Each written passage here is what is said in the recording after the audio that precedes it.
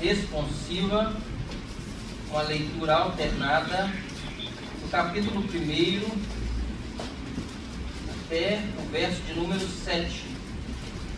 2 Pedro, capítulo 1, do verso 1 até o verso de número 7.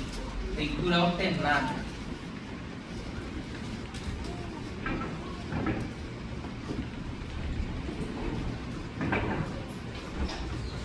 Diz assim a palavra do Senhor: Simão Pedro, servo e apóstolo de Jesus Cristo, aos que conosco obtiveram fé igualmente preciosa na justiça do nosso Deus e Salvador Jesus Cristo.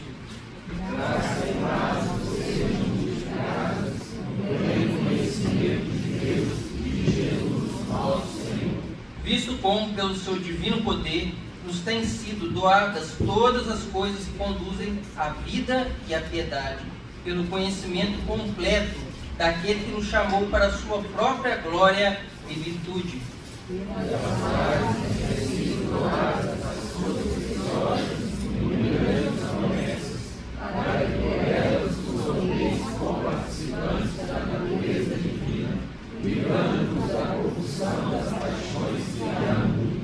Por isso mesmo, vós, reunindo toda a vossa diligência, associai com a vossa fé a virtude, com a virtude o conhecimento, Com o domínio próprio, a perseverança, com a perseverança, a piedade. todos, com a piedade, a fraternidade, com a fraternidade, o amor. Vamos orar mais uma vez? Pai Santo, nós estamos diante da Tua Palavra. Diante da Tua Palavra, ó Pai, nós necessitamos do Teu Santo Espírito para que possamos, ó Pai, compreender melhor a Tua Palavra, para que possamos fixar essa Palavra em nosso coração. Ó Deus, tenha misericórdia de nós, livra-nos de todo mal e nos abençoe nessa noite. Em nome de Jesus que eu oro. Amém. Amém. Meus irmãos, bem na minha adolescência, eu decidi que precisava aprender a cozinhar. E como toda pessoa que quer aprender alguma coisa, eu comecei a ler revistas e assistir alguns programas, aí liga lá no Masterchef, no Pesadelo da Cozinha do Eric Jacan, eu tentando ali aprender como funcionava as coisas, né? E eu conseguia descobrir, saber algumas coisas. Eu descobri, por exemplo, o tempero certo, o corte certo para cada carne. Eu descobri o tempo de preparo do arroz.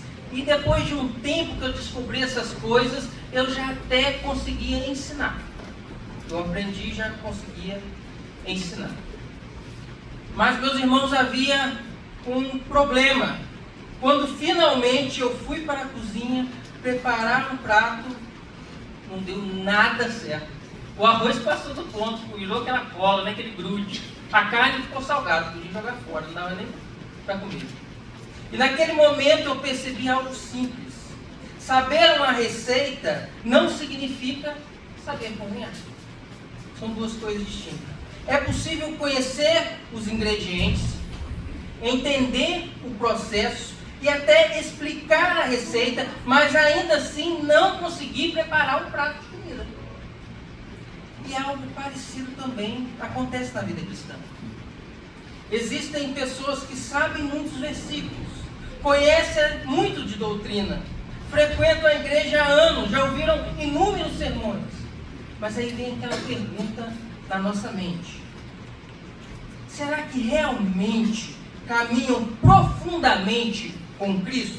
Será que possuem um conhecimento íntimo, um conhecimento verdadeiro, um conhecimento transformador com o Senhor Jesus?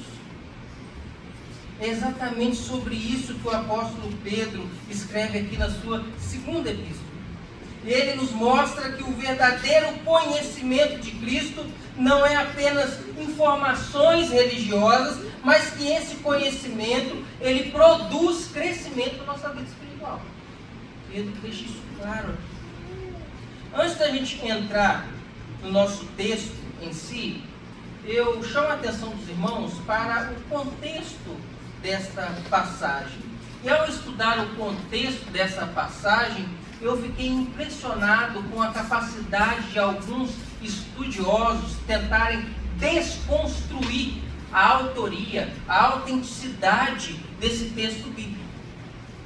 Alguns aqui vão afirmar, meus irmãos, que essa segunda epístola não foi escrita por Pedro. Sabe por quê? Existe uma pequena diferença. Se você voltar a sua Bíblia lá em 1 Pedro, 1 Pedro não começa como essa segunda epístola. Ele apenas utiliza o nome Pedro. E aqui ele é mais detalhado e utiliza o nome Simão Pedro. E por causa dessa diferença, alguns sugerem que tem alguém aqui que estava tentando passar pelo apóstolo Pedro. É claro, meus irmãos, que esse argumento não se sustenta. Porque no verso 16 da sua Bíblia, no capítulo 1, se você ler esse versículo, você vai ver que o apóstolo Pedro, essa pessoa que escreveu aqui essa epístola, ela foi testemunha ocular da majestade de Cristo. Uma referência direta ao episódio da transfiguração. Ou seja, essa pessoa que escreveu uma testemunha. Também não sustenta, meus irmãos, porque já no segundo século, os pais da igreja reconheceram essa carta como uma carta do apóstolo Pedro, muito cedo na história da igreja. Mas um outro argumento que se levanta de alguns críticos é que o grego e a maneira que o apóstolo Pedro escreveu a primeira carta, ela é completamente diferente da segunda. Completamente diferente. Nem as palavras são as mesmas, são palavras diferentes. E como explicar os críticos essa diferença? Esse também não é um problema real em si. Nós sabemos, meus irmãos, que com frequência, os apóstolos utilizavam secretários na redação das suas cartas. Um exemplo disso, claro, está lá em Romanos, quando o apóstolo Paulo, lá no capítulo 16, ele cita o nome de Tércio, que ajudou sobre a sua autoridade escrever a carta aos Romanos. Na primeira carta de Pedro, Pedro também cita que teve o auxílio de Silvano, lá em 1 Pedro 5,12. Mas aqui ele não deixa claro se ele usou ou não um secretário. É lógico que, como diz alguns estudiosos, a ausência da evidência não é evidência da ausência. O fato dele não ter deixado claro na segunda epístola não quer dizer que ele não tenha utilizado um secretário. É perfeitamente cabível que ele utilizou. Ao que tudo indica, meus irmãos, essa carta ela foi dirigida ao mesmo público da primeira epístola. No capítulo 3, no verso 1, olha aí na sua Bíblia, diz assim: Amados, esta é agora a segunda epístola que vos escrevo. Em ambas procuro despertar com lembranças a vossa mente esclarecida. Então ele está aqui com uma sequência de pensamento. A diferença então está na circunstância. Enquanto na primeira carta, os cristãos da primeira carta estavam enfrentando um problema externo, um problema de perseguição, ali naquela região da Ásia Menor, aqui não é mais um problema externo. Na segunda epístola, o problema é outro. O problema agora é interno. São os falsos mestres, são as falsas doutrinas, os falsos ensinos distorcidos, especialmente a respeito do fim dos tempos e do juízo final. Ele vai decorrer durante a sua carta esses ensinamentos. Mas diante disso, meus irmãos, desse pano de fundo inicial, nós vamos trabalhar o seguinte tema essa noite. O verdadeiro conhecimento de Cristo produz crescimento espiritual na vida cristã.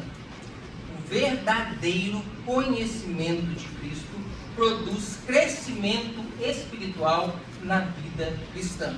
E logo no início da carta, Pedro apresenta aqui 3 ensinamentos essenciais para a vida cristã.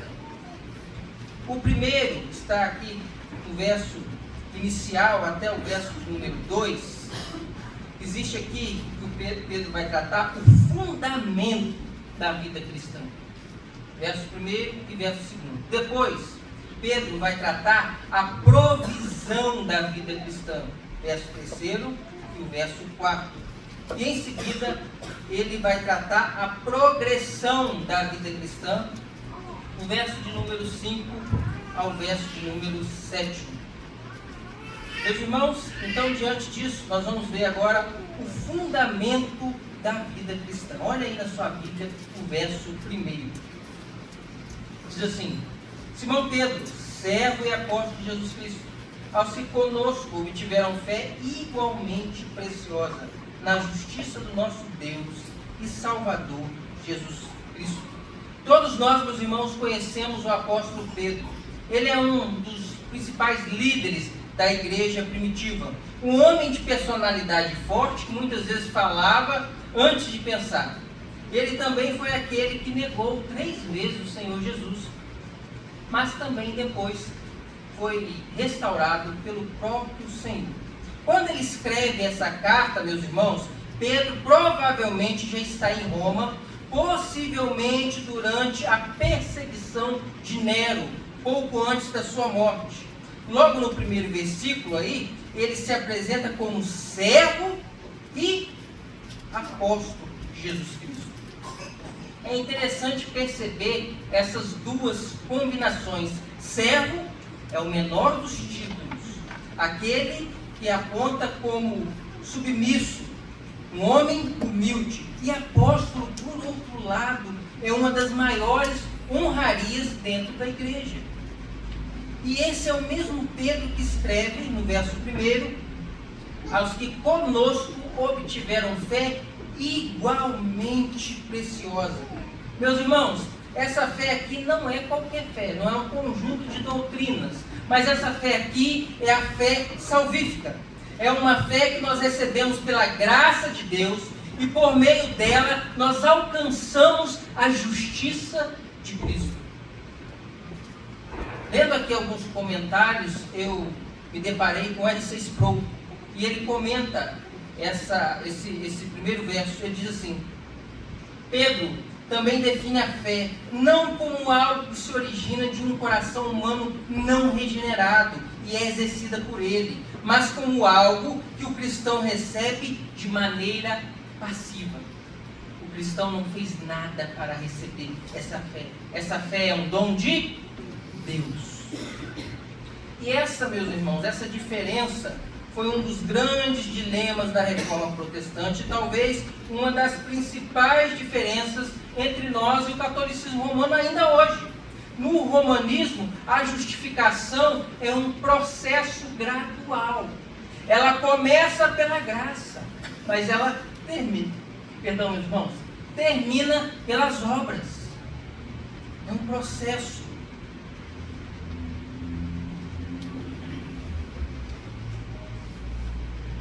Mas nós não cremos assim.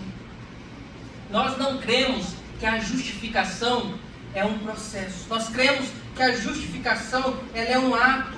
Nós cremos que nós somos justificados não pelos nossos méritos, não pelas nossas justiças, mas por uma justiça que vem de fora de nós, extra nós, a justiça de Cristo. Então nós cremos pela fé e pela fé nós apropriamos dessa justiça que vem de fora e é imputada a nós. É assim que nós cremos. É o que Lutero, meus irmãos, chamou da doce troca. Cristo recebe a nossa maldição, Cristo recebe o nosso pecado, Cristo recebe a nossa punição, e nós recebemos a sua justiça, nós recebemos o seu mérito, nós recebemos vida em seu nome. Para nós, a salvação é de graça, mas para Deus, ela custou um alto preço. O Filho de Deus foi morto no madeiro, no nosso lugar. O seu único filho, o Filho amado.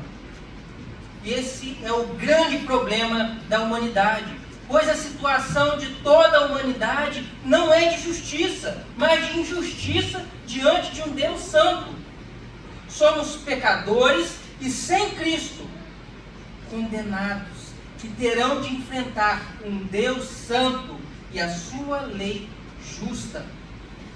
A única maneira, meus irmãos, de resolvermos esse problema é a cruz de Cristo. É abraçar pela fé a justiça que vem de Deus. Essa sim é uma justiça que nos torna santos e justos diante de Deus. Pedro ainda diz que essa fé, ela é igualmente preciosa no verso 1. A fé que um apóstolo possui é a mesma fé que qualquer crente possui. Pedro poderia aqui assumir, meus irmãos, uma postura de proeminência, uma postura de superioridade, mas ele não faz isso. Afinal, Pedro andou com o Senhor Jesus, presenciou os seus milagres, pregou no livro de Atos, e ali milhares de pessoas se converteram. Ele podia se achar mais do que os outros. Mas não é isso que ele faz.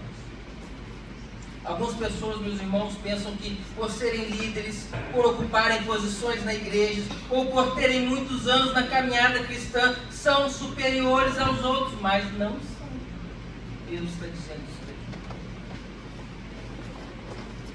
Essa não é a atitude de Pedro. Na igreja não existe mais crente e menos crente, mais justo e menos justo. Tudo é pela graça e misericórdia do nosso Senhor e Salvador Jesus Cristo.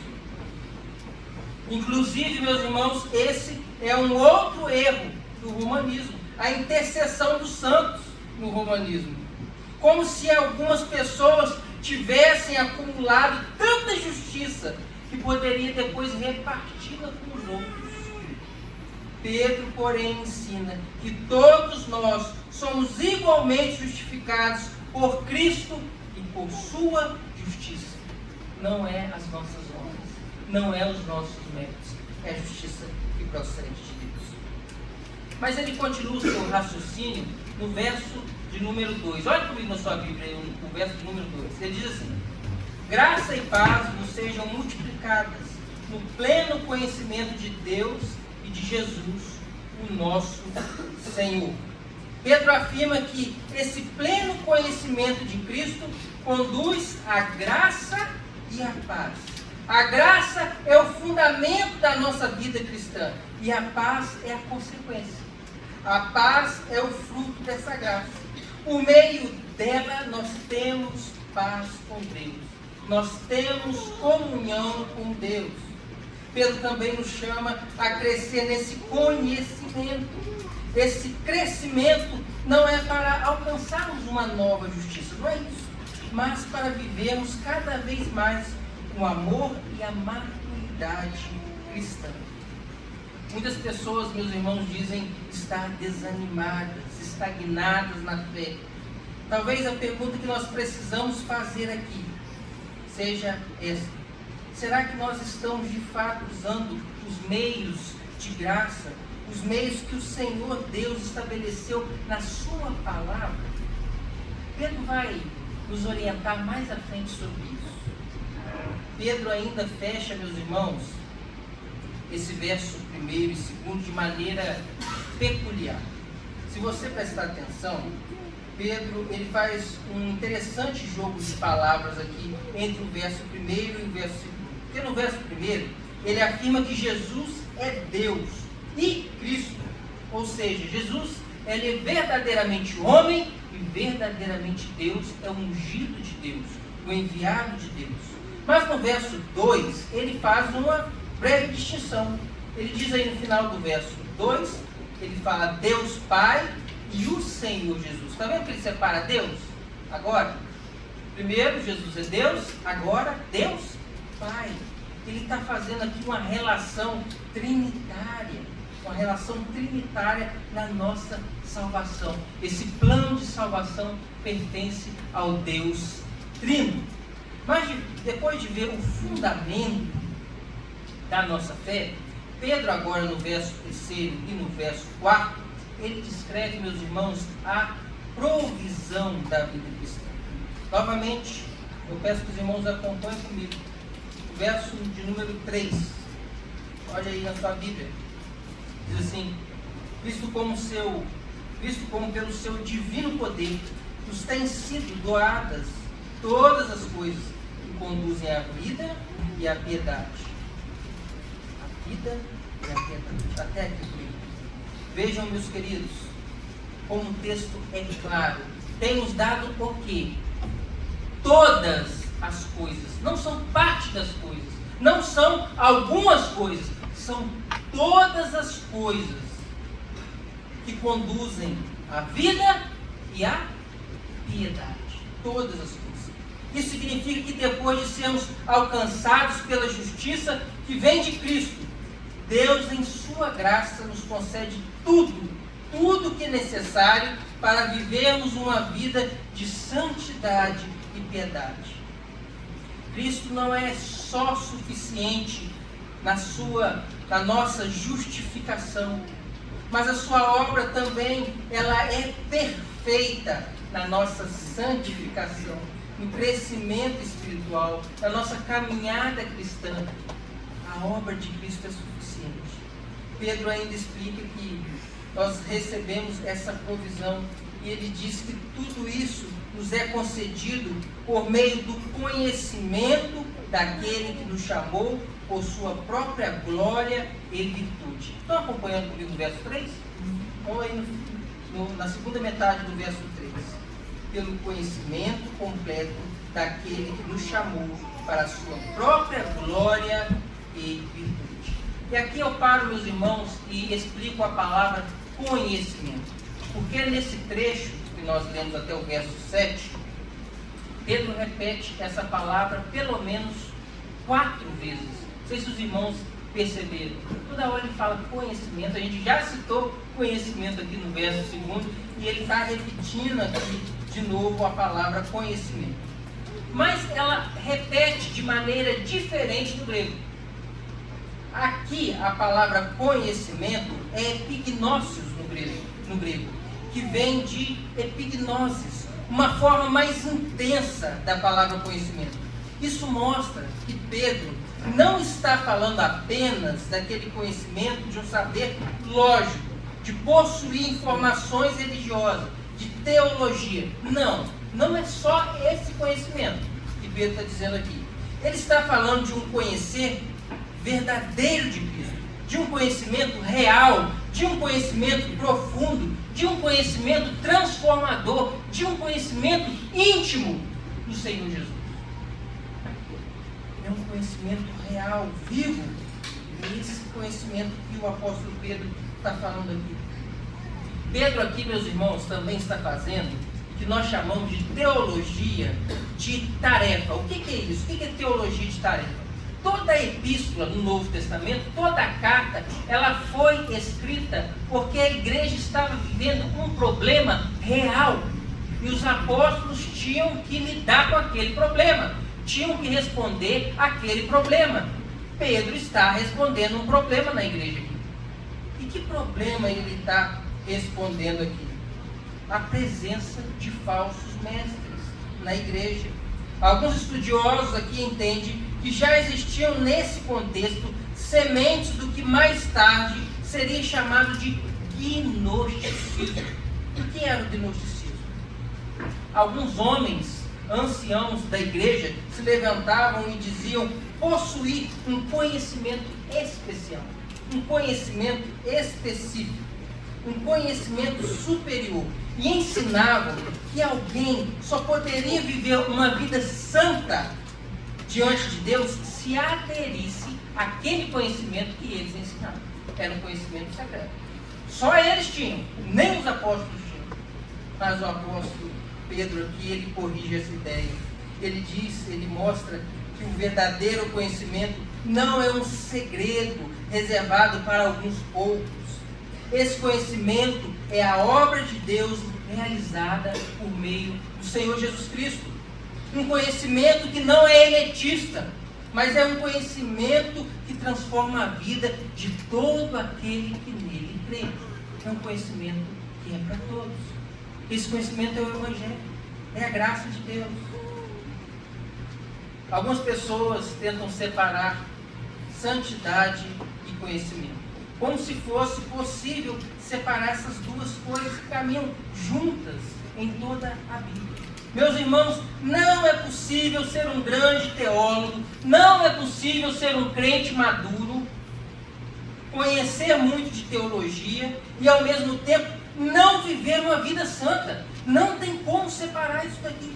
Da mesma forma, também não é possível viver em uma verdadeira santidade sem conhecer verdadeiramente a Cristo.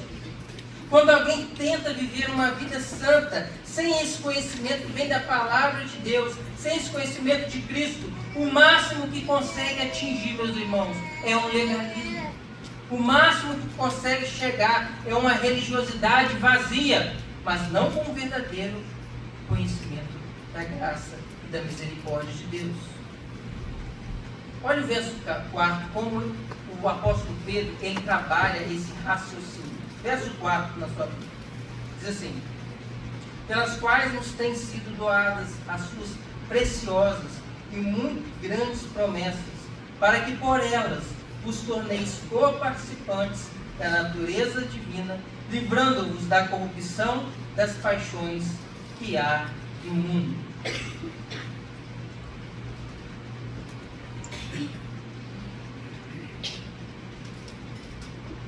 Meus irmãos, Pedro aqui ele fala de grandes promessas que nos foram dadas. Essas promessas estão ligadas ao próprio Senhor Jesus e à sua obra. Essas promessas é a nossa salvação. Essas promessas é a redenção. Essas promessas é um novo céu, nova terra. Essas são as promessas do qual o apóstolo Pedro ele afirma aqui. E essas promessas estão então ligadas à nossa salvação. E ele ainda afirma que por meio dessas promessas nós tornamos co-participantes da natureza divina. Agora prestem atenção aqui, irmãos. Evidentemente, ele não está dizendo que nós somos semideuses ou que nós compartilhamos a essência divina. Não é isso que está dizendo aqui. Não é isso. O que ele está afirmando é que por meio da obra de Cristo passamos a participar da vida de Deus, da sua santidade e da transformação que ele opera em nós. Simon Kierkegaard, ele diz o seguinte sobre essa passagem. Ele diz assim: nós não participamos do ser de Deus, mas da sua santidade, que experimentamos quando o Espírito Santo habita em nossos corações. Nesse mesmo sentido, João Calvino afirma que o propósito do Evangelho é que sejamos transformados de glória em glória à semelhança de Deus. Então, quando ele fala de coparticipação divina aqui, ele está falando da maneira quando a gente crê no Evangelho e o Espírito Santo agora habita em nós. É isso que ele está dizendo aqui. E o resultado disso aparece agora no final do versículo. Final do verso 4. Nós somos libertos da corrupção e das paixões que dominam este mundo. A graça de Deus não apenas nos salva, mas também nos transforma. Transforma, meus irmãos, a maneira de viver.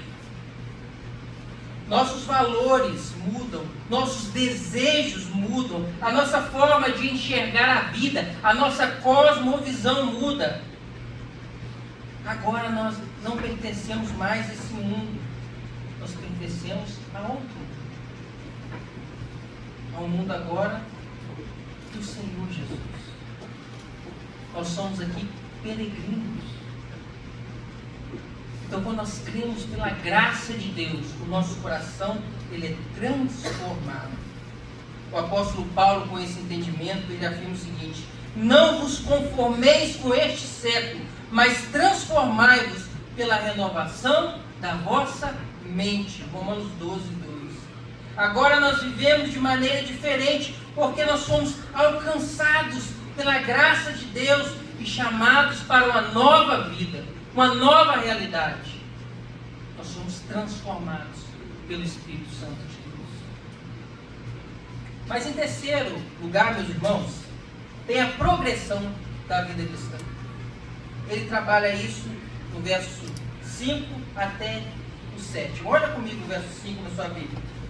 Diz assim: Por isso mesmo, vós, reunindo toda a vossa diligência, associai com a vossa fé a virtude, com a virtude o conhecimento. Pedro nos chama a responsabilidade aqui. Ele explicou o plano de salvação. Agora ele está chamando a atenção da igreja. Preste atenção aqui. Essa diligência que o apóstolo Pedro ele fala aqui, ela tem a ideia de esforço, empenho. Ele está fazendo exatamente o que toda a Bíblia afirma. Existe duas linhas de raciocínios que está presente na Bíblia. É claro isso aqui. A responsabilidade humana e a soberania divina na nossa salvação. Pedro está chamando aqui a nossa responsabilidade na santificação. Ele diz: Deus nos salvou por graça, através da obra de Jesus apenas, mas na sua santificação, ele está chamando a nossa atenção aqui. Depois de mostrar o fundamento da nossa fé, a provisão que Deus nos concede, agora Pedro aponta para aquilo que se espera de nós. Tudo isso, meus irmãos, claro, acontece pelo poder de Deus, mas exige dedicação, empenho, diligência.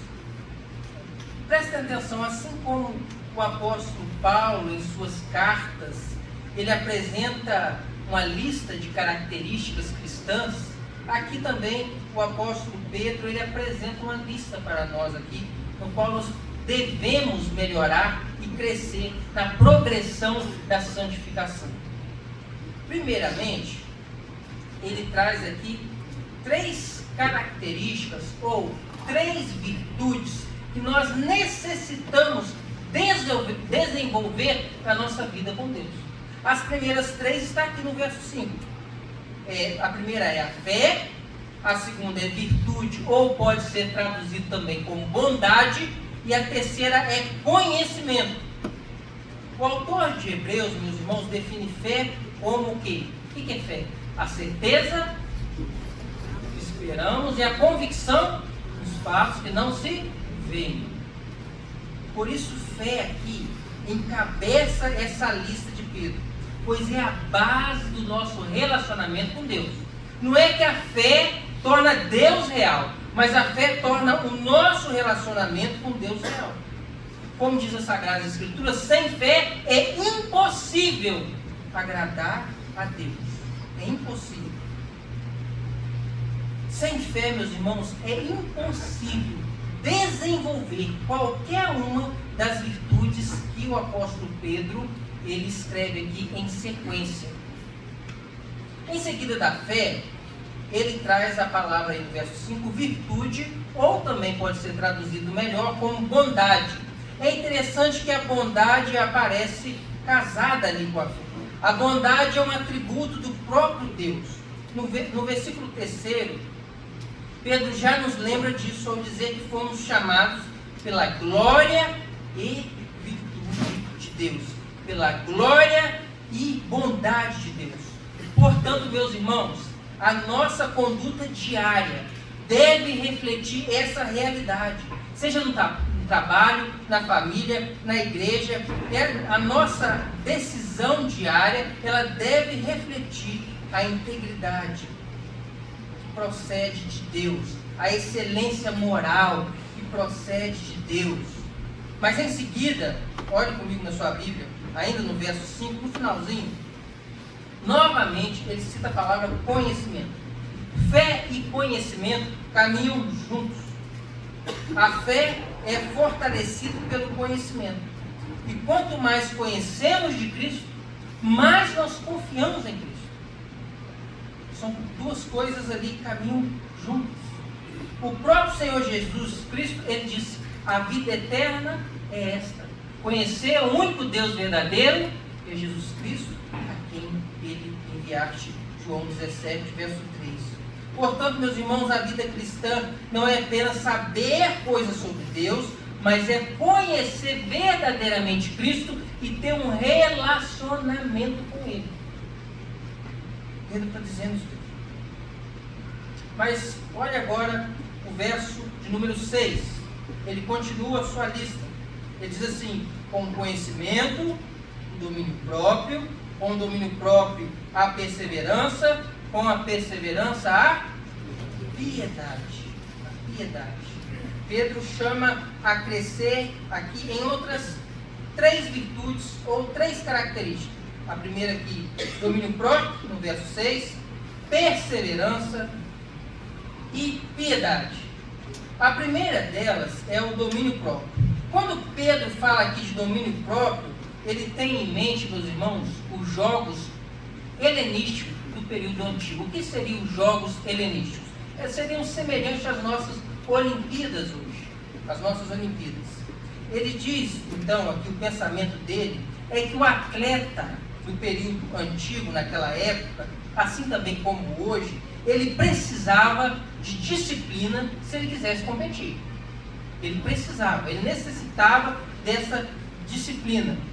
Ele não podia comer qualquer hora, ele não poderia comer qualquer coisa, ele precisava de ter regras para acordar, regras para dormir. Era uma pessoa que deveria ter uma vida regrada. Havia renúncia do atleta. Ainda há, né? Autocontrole. Pedro está dizendo aqui que a vida cristã não é diferente da vida de um atleta. Não é. Muitas vezes a vida cristã, ela exige restrição, ela exige disciplina, ela exige controle, até do nosso próprio coração, que é enganoso e desesperadamente corrupto. Nem sempre fazemos aquilo que desejamos, porque nós aprendemos a submeter a nossa vontade a quê? A vontade de Deus, a palavra de Deus. Nós devemos desenvolver isso em nossa vida. Em seguida, Pedro fala de perseverança. Perseverar envolve a ideia de alguém que permanece firme debaixo de algo. Mesmo quando as coisas estão difíceis, ele está lá, firme. É permanecer fiel, mesmo diante ali a perseguição, a pressão cotidiana. Muitos de nós até começamos as coisas, né? Nós começamos ali no início do ano ler a Bíblia, nós começamos a ir ao culto, servir na igreja. O difícil, às vezes, não é começar, mas é perseverar, é permanecer. Perseverança, meus irmãos, é algo que nós precisamos cultivar em nossa vida, porque frequentemente nós desistimos com muita facilidade das coisas, com muita facilidade das pessoas, com muita facilidade dos projetos na igreja. Nós temos facilidade em desistir. Fechando aqui o verso 6, Pedro ainda menciona a piedade. Piedade significa uma vida de devoção, uma vida íntima com Deus. E o exemplo perfeito dessa vida de devoção verdadeira se encontra na vida do nosso Senhor e Salvador Jesus Cristo. A vida cristã, meus irmãos, é, portanto, um chamado a sermos moldados à imagem de Cristo, vivendo coram Deo, na presença de Deus, diante de Deus. O verso 7 é interessante como o apóstolo Pedro, ele fecha essa lista de virtudes que nós devemos cultivar em nossa vida cristã. Olhe comigo o verso número 7. Diz assim: com a piedade, a fraternidade, com a fraternidade, o amor. Pedro encerra essa lista de virtudes com fraternidade e amor. Essas duas virtudes características são muito significativas, porque ambas expressam o amor. Quando nós demonstramos o amor fraternal e o amor verdadeiro, nós estamos cumprindo aquilo que está na lei. Os irmãos lembram como o Senhor Jesus, ele resumiu a lei? Amarás o Senhor teu Deus de todo o seu coração, de toda a tua alma, de todo o teu entendimento, e o próximo como quem? A ti mesmo. A fraternidade aponta para esse amor entre os irmãos da fé. É amar a família da fé como você ama a sua família de sangue. Meus irmãos, se nós queremos viver uma vida santa, nós necessitamos amar aqueles que Jesus ama. não amarmos aquele que Jesus ama, nós não vivemos uma verdadeira vida cristã. É isso que o apóstolo Pedro está dizendo aqui. E Pedro termina com a maior de todas as virtudes, que é o amor verdadeiro. E aqui, meus irmãos, eu chamo a atenção para quem quiser abrir comigo, o Evangelho de João. O Senhor Jesus nos ensina algo interessante. No capítulo 13, verso 34 e 35. João 13, 34 e 35. Quem quiser acompanhar, diz assim a palavra do Senhor: novo mandamento vos dou, que vos ameis uns aos outros, assim como eu vos amei, que também vos ameis uns aos outros. Nisso conhecerão todos os que sois meus discípulos, se tiverdes amor uns aos outros. Meus irmãos, prestem atenção no que o Senhor Jesus diz. Amar o próximo, nós já falamos aqui e já era conhecido da lei. Mas Jesus, ele acrescenta algo novo aí, se você prestar atenção.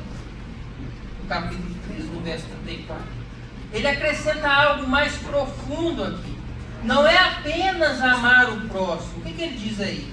Novo mandamento vos dou, que vos ameis uns aos outros, assim como quem? Eu vos amei. Se era difícil cumprir o outro mandamento, Jesus melhor é esse. É amar o próximo como Ele nos amou. E aí nós devemos pensar, como Jesus nos amou? Como Jesus nos amou? Segundo Romanos, segundo o apóstolo Paulo escreve. Meus irmãos, Ele nos amou de tal maneira que deu seu Filho unigênito para todo aquele que nele crê, não pereça. É essa maneira que Deus nos amou, dando o seu Filho. E o apóstolo Paulo vai dizer em Romanos que ele não viu nada de bom em nós. Ele não amou porque você é melhor que o outro, não. Ele não te amou porque você é melhor que o seu vizinho. Pelo contrário, não viu nada em você. Nada. Nós éramos inimigos de Deus, segundo o apóstolo Paulo, pecadores, mortos em nossos delitos, e pecado não tinha nada para oferecer a Deus. Nada, a não ser o pecado. E mesmo assim, Ele nos amou. E assim você deve amar o seu irmão. É dessa maneira. Assim o amor fecha essa corrente de virtudes que Pedro apresenta aqui. É como se todas as outras virtudes desaguassem no amor, que é a expressão mais completa da vida cristã. Para fechar, meus irmãos, no início eu contei que quando eu era adolescente eu decidia cozinhar. Percebi algo simples. Saber a receita não significa nada. Não significa saber cozinhar. E algo parecido também acontece na vida cristã. É possível conhecer versículos, é possível conhecer muita teologia, é possível conhecer muita doutrina, é possível frequentar muita igreja, vir muita igreja, ouvir muitos sermões, e mesmo assim não ter uma vida de intimidade com Deus.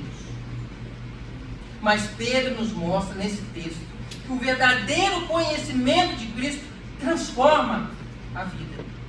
Esse conhecimento nos dá um fundamento, porque nós somos justificados pela justiça de Cristo. Nos dá uma provisão, porque Deus já nos concedeu tudo o que precisamos para a vida e para a piedade. E produz crescimento, formando em nós uma vida marcada por fé, santidade, perseverança e principalmente o amor. Portanto, meus irmãos, a pergunta final que permanece diante de nós não é apenas se sabemos muitas coisas sobre Cristo, se sabemos muito de teologia, mas se realmente nós temos um relacionamento vivo e real com o Senhor. Porque, meus irmãos, quando Cristo é verdadeiramente conhecido, a vida inevitavelmente ela começa a mudar. É inevitável. Quando o Senhor Jesus entra em nossa vida, a nossa vida ela é transformada. Que Deus possa nos ajudar, meus irmãos, nessa caminhada cristã. Que dificuldade, né? Que luta, mas Deus tem nos dado graça. Vamos ficar em pé? Vamos orar?